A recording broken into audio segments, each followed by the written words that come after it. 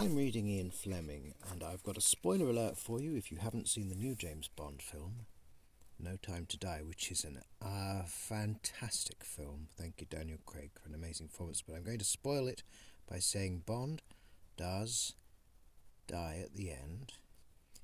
And a lot of fans were extremely disappointed about this. I thought it was a magnificent death. And I think there's been enough Bond films. We don't need to keep going, although they do say he will return. But I found something that I was reading Moonraker that kind of explains the ending rather better than perhaps you might think. Because Bond, a lot of people said, well, he doesn't need to leave. I mean, he doesn't need to stay there. He doesn't need to get destroyed by the rockets.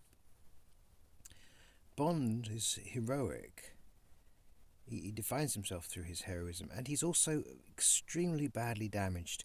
I've read this is the third novel, Moonraker. I've read the first two, and he's already been really badly psychologically damaged by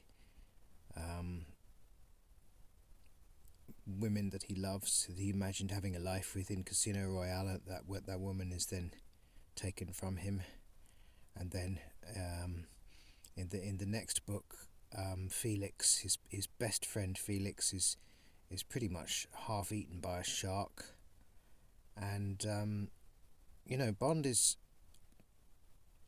got very little left to cling to. He's a dead man walking.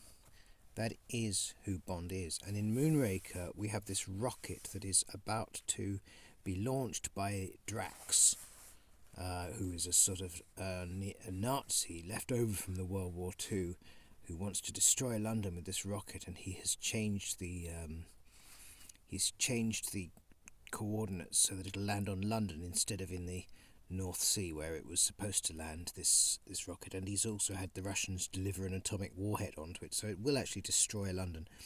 And Bond and the woman are held, Gala her name is, they are held in this room down near where the rocket's about to launch, and they've been threatened with a blowtorch, and then they've been tied up and they've been left in there, and they're just going to melt when the rocket takes off.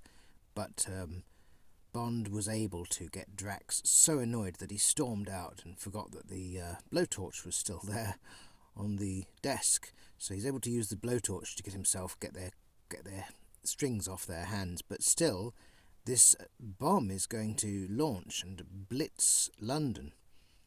So he says there is only one plan, there's only one thing we can do, he says to Gala. And I'll read now from the book.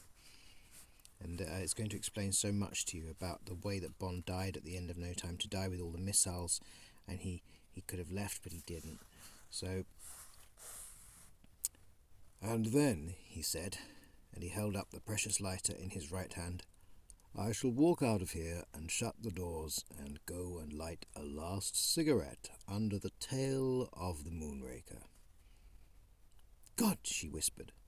What are you saying? You're mad. She looked at him through eyes wide with horror. Don't be ridiculous, said Bond impatiently.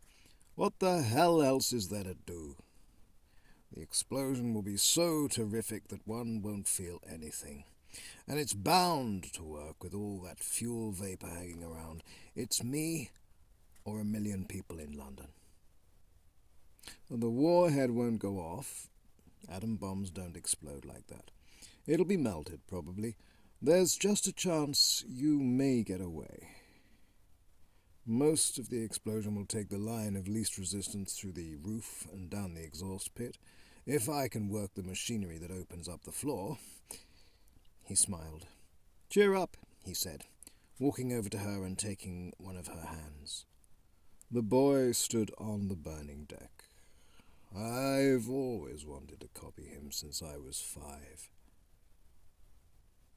Now, The Boy Stood on the Burning Deck is a wonderful poem about a boy, a heroic boy, on the burning deck of a ship, waiting for permission from his father to abandon ship. And of course his father is sinking in the waves, and cannot give him permission to leave the ship, and so the boy goes down with the ship honourably, heroically. And that, my dear friends, is a good precursor to the ending of Bond 25. So I hope you enjoyed that little revisit into Moonraker and into the boy stood on the burning deck reference there, which is a real premonition of Bond's final death, which I think Fleming would have really appreciated, given that he wrote these lines that I've just read to you. So I hope that's cheered some people up, if you can be cheered up about Bond's death, but that at least it is fitting for what Fleming wrote, at least in this novel Moonraker. I've still got many novels to read, but they are fabulous if you can get a chance to read them.